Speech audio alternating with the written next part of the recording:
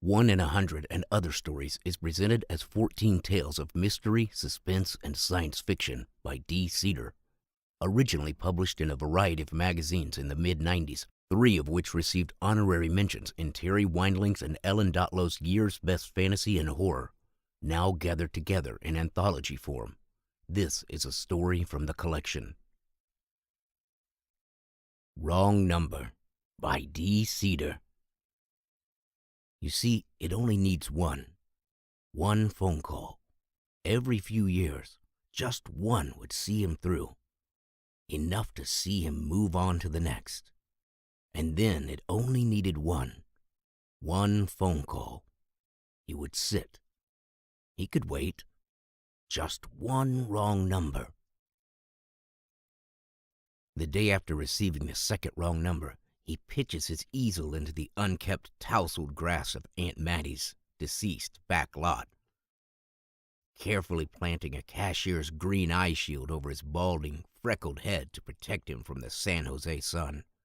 Using Warhol's 57 Varieties as an inspiration, he depicts his own Riverdale phone number in vibrant pastel watercolor, a series of segmented 5454 sequences that, when glanced at from various nefarious angles in the eyes of off-balance illumination, could easily have read 4545.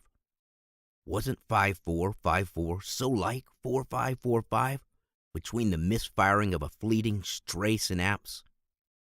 Warhol knew all about illusion. Bring, bring. Bring, bring. Illusion was his time on the road, selling bogus insurance policies to old cronies who were either too old, too broke, or too senile to sign on the dotted line.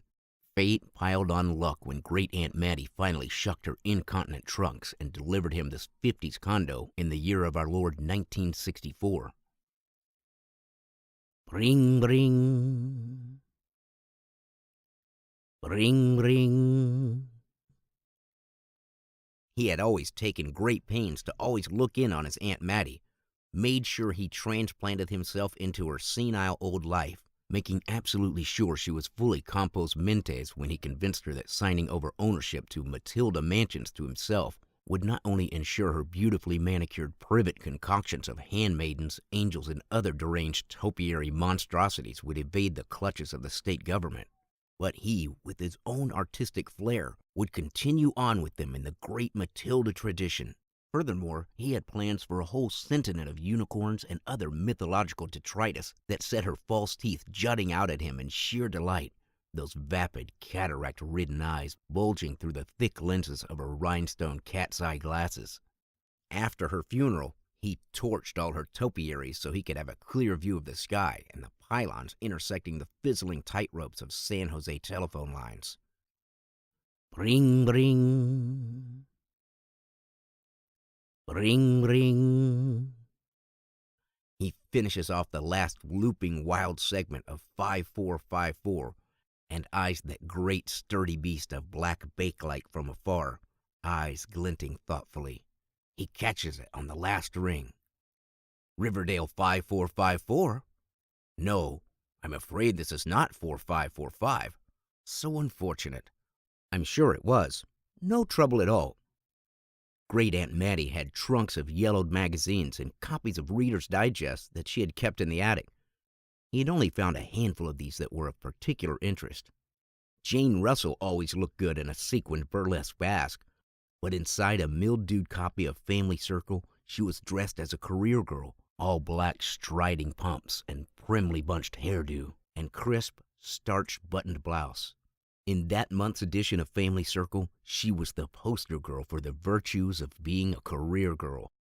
In that issue, Jane beams magnificently above a marching tableau of similarly dressed career girls, all striding off to those monumental banks and insurance companies lining the sidewalks of New York, Chicago, even as far as Toronto. Their black pumps, working blouses, and tightly bunched hairdos, straining busts and glossed-over pouting lips, all knowing what they want and where they want to be, never wanting to be near the likes of him, anyway.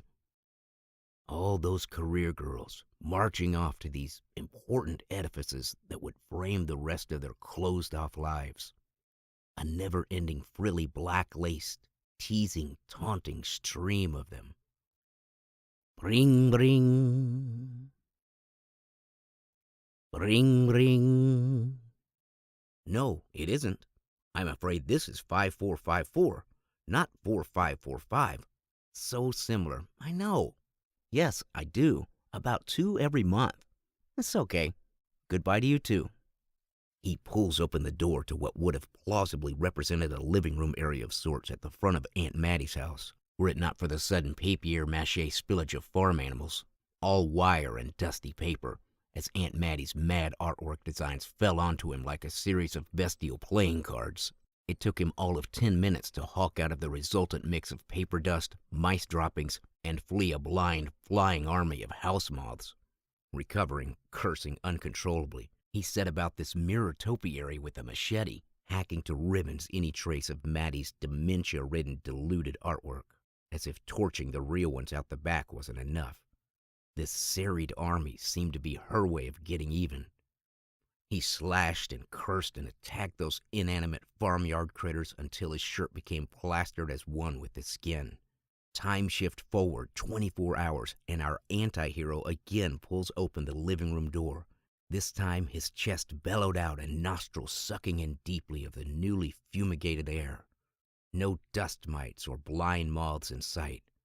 Then, parading into the room Noah-like, one Archon floor lamp, slow arching neck nodding acquaintance to, one 6-drawer tanker desk, inset to bay window, delivered and checked.